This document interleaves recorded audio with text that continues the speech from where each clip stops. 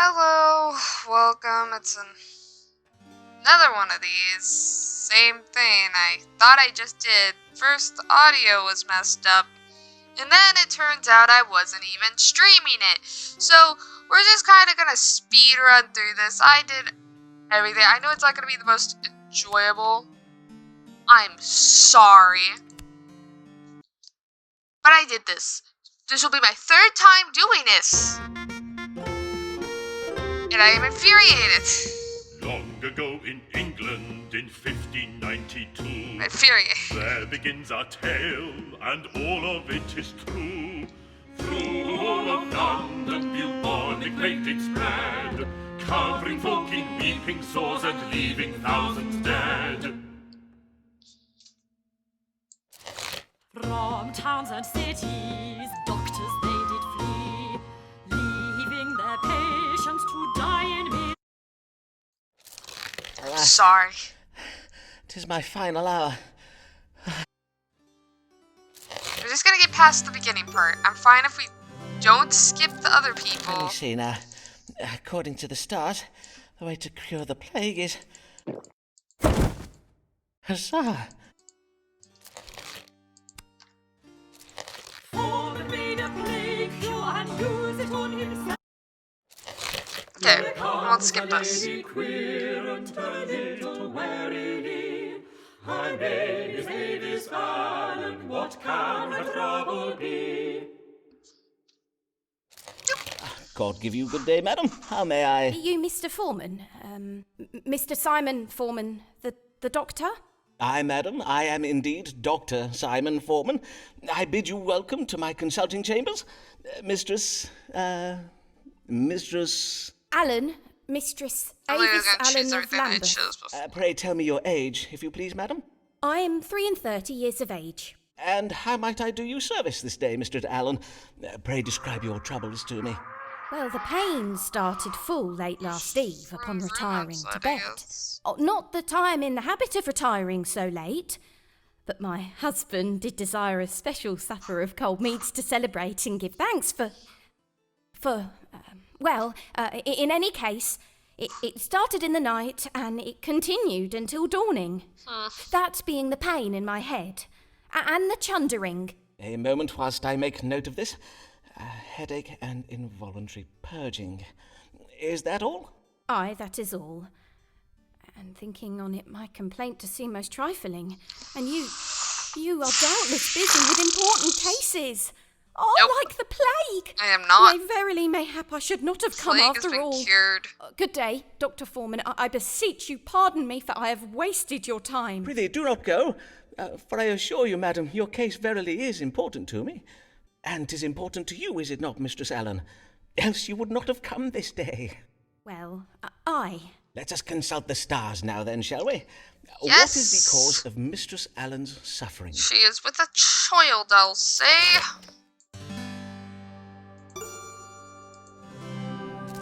You are with child, Mistress Allen. 'Twas the reason for your celebration last even, methinks. Aye. But how did you know? I can see it in my chart, madam. There is a planet aligned with Scorpio at present, Scorpio being the constellation that rules over such matters. Pray tell, how long has it been since your monthly courses? It has been 14 weeks since my courses, and yesterday I did feel the child quicken. So, indeed, 'twas the cause for our celebration, as you say. Sweet. For I have been with child before, you see, but 'tis never. And Mr. Allen and I do pray this one will be born alive.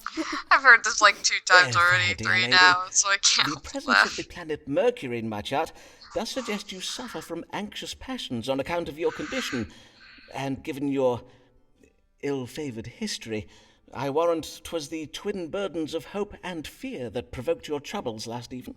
Oh, I see. Pray take this flask of wine, madam. It has been infused with cloves, ginger root, and cinnamon. Drink of it each morning, and you should soon feel Sounds much like improved. such a bad Verily. concoction. Oh, I will do as you advise. I thank Hope you it helps heartily, her, sir. Fare you well, Dr. Foreman. Fare you well, Mistress Allen.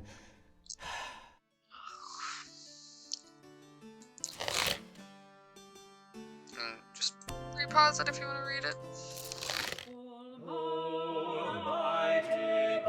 the next one. I'm sorry, I kept choosing the one where it's like, oh, the bride, but it sounds like a stupid music appreciation class. I thought I listened to 20 minutes of music, then have to quickly put the notes down. But they did ask questions that, how would I know that, you know? This one brings bad memories. Good day, sir. You are Simon Foreman, the physician, are you not? These are your rooms. Indeed, I am he, and well met, sir. Be it Thomas Blagg I have the honour of welcoming to my humble consulting chambers, the Dean of Rochester Cathedral? Indeed. 'Tis I, Thomas Blagg. Though it is not upon church business that I come to you this day. 'Tis upon a matter of my own that I require counsel. I have lately been offered some very lucrative investment opportunities. And, well, it is said that God speaks to us through the stars, Yes, does he indeed. not? Indeed he does. You know, like, nothing 'Tis but well known astrology. that astrology is but a conduit for the word of God, as interpreted using scientifical means. And now, these investments of which you speak, pray tell of them, if you please. 2 merchant ships will shortly set sail on very lucrative What did trading I do before expeditions. pretending to be a I doctor? do not possess the coin to invest in Curious. both. Hence, I must choose between them. And I must choose very wisely indeed. For sea voyages are most perilous, and if my ship were to founder or be captured by pirates, I would lose my entire investment. Aye, forsooth, 'twould be most lamentable, to say nothing of the poor souls who might lose their lives. Screw them Who for are me. No matter. naturally the greater of my concerns. Aye, naturally. And whither might these ships be bound? The first is bound for the Spice Islands of the East. 'Tis a voyage to be undertaken by a ship named the Conquering Cherub. The other is the I Pride was of tired of him Yarmouth. calling me old. She is so to I'm gonna bring choose the back next sugar one. from the Americas. Have you now the information you require? Then perchance you may divine for me upon which of these 2 ships our Lord God has bestowed his divine blessing. Aye, Dean Blagg, we may now consult the stars.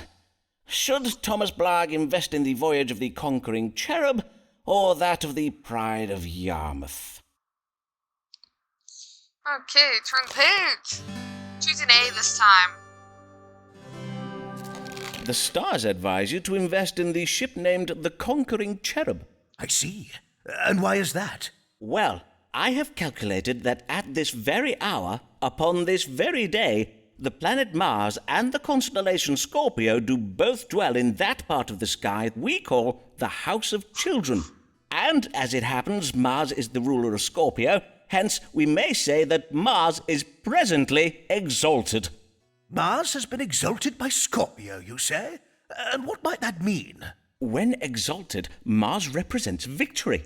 And so, with victory in the House of Children, we may read this as a victorious child. Ergo, the Conquering Cherub. Ah, I see. For a cherub is a kind of child, is it not? In sooth, I do find the science of astrology verily fascinating. I have no clue what the I science of thank astrology you, Dr. is, Foreman. so You have been thank most you. helpful. I am 100% doing all this for. Does he just like not get paid? I thought I was doing this for money. I'm just doing it for letters of recommendation. That's all I desire.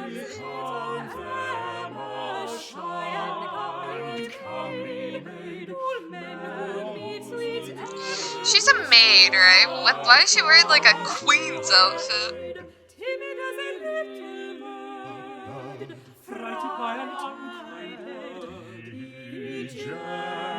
Yeah, I'm gonna be gentle with this. I'm gonna get her to marry the guy. Good morrow, sir. Pray tell, are these the consulting chambers of Simon Foreman, Doctor of Astrology and Physic? Indeed, 'tis I, Dr. Simon Foreman. And your name, madam? Emma Sharp of Shoreditch, sir. 25 years of age. Welcome, Miss She's Sharp. 25. And how may I do you service this day? Well, 'tis a trifle delicate. A man has asked me to be his wife. A dear, kind man, but I fear you will think me cold, Dr. Foreman. There, madam, whatever is the matter? Couldn't care less, Well, Emma. he is exceeding advanced in years. Like to I do imagine, worry like, he he's may just, not like, be 1 long year for the older than world, her. and if he were to die, I do not think I could bear it. Verily, I would not. Indeed, methinks I would rather not marry him at all. Am I very heartless, Dr. Foreman? Yes. Nay, not in the You're least, so madam. cold-hearted. Your fears are most reasonable. A man in the winter of his life is indeed more likely to die. I assure you, madam, 'tis a medical fact. I mean, hey, even But if he dies, just take the methinks money. you wish to know whether this man be Unless you don't afflicted know with how, a grave health condition, money do the you guy not? has. To wit, any ailment that might soon prove fatal? Forsooth I do. That is my question precisely. Why, Dr. Foreman, 'tis as if you have a gift for reading minds. Just a gift for humanity, And lady. merely the gift of logical surmise, madam. Let us see whether a judgment of the stars may calm your fears. Does Mr. What was your gentleman's name? Mr. George Middleton, a wool merchant. Does Mr. Middleton have any ailments that might hasten his death? Oh, yeah, turn the page.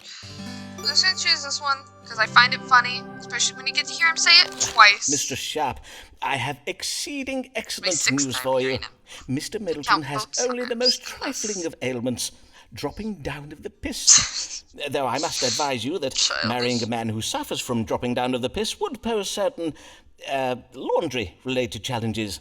But widowhood is not likely to be one of them. At least, not imminently. Not unless I Blessed make day. this save it. I'm gonna What kill him. wondrous news. However, there is one other small thing in my chart. It seems your future husband does also suffer from an unreasonable fear of heights. Such a fear could aggravate Mr. Middleton's condition. He would be advised to avoid tall buildings, bridges, and mountains. Or at least be sure he takes a change of breeches along with him on any such outings. Oh, verily? Then I will follow your advice most carefully, Dr. Foreman. I will now to Mr. Middleton go You and do accept that, his Emma. proposal of marriage. Have fun. Beware, is the man treating you a qualified licensed doctor? London has been importuned, assuming that's how you say it, by low-born charlatans claiming the title of doctor. These men have never attended university and therefore cannot be trusted. Any men found to be practicing medicine without a medical license shall be prosecuted to the full extent of the law. Dr. Richard Smith, President, College of Physicians. And I'm going to Mattering would those doctors come, medical license. come. Mattering one fine day, those doctors will they slave those doctors will they slave on us, slave on us. Oh, will they send him to jail? They send him to jail. Should get him killed. What's the meaning of this warning being put about by the College of Physicians? Do they mean to do me harm? It is true that I do not have a medical license. Well, we're gonna get you one, man. What am I to do? Charlie Mayhap should have the thought about stars will this advise before you me. started. And choose A because it's the... I'll explain it. I see. These doctors have waged war against me, and the only way to stop them is to obtain a medical license. And in the House of Religion... Ah, yes. A reminder that the Archbishop has the power to grant such licenses. Skip this. Who's this man Fancy at the looking man. door who we've not seen before? Who's this man at the door who we've not This is just right at the Good end. day to you, so. sir. Oh, I see you having... No, As you... signor, Venice. I want I to am choose him come a with una client. Forsooth. Pain and pain.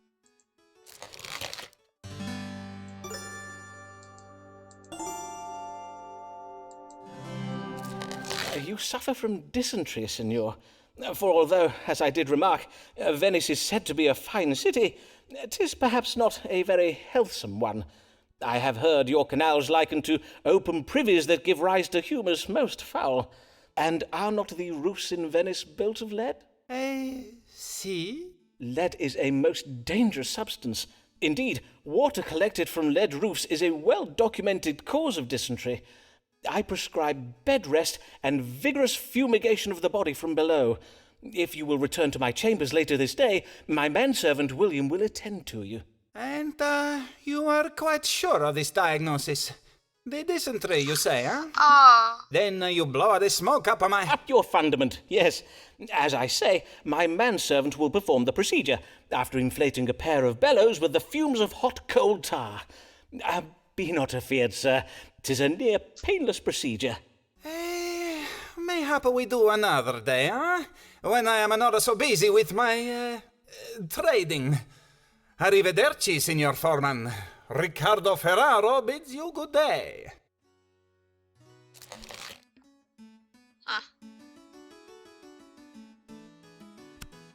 Well, that'll be it. Hopefully, finally. I know I skipped a bit. I did it 3 times, and I couldn't be bothered.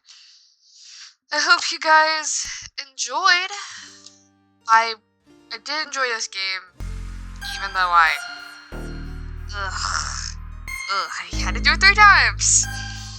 But yeah, I'll probably do more of this. I plan on only doing 1, but I'll probably do this to see how it goes.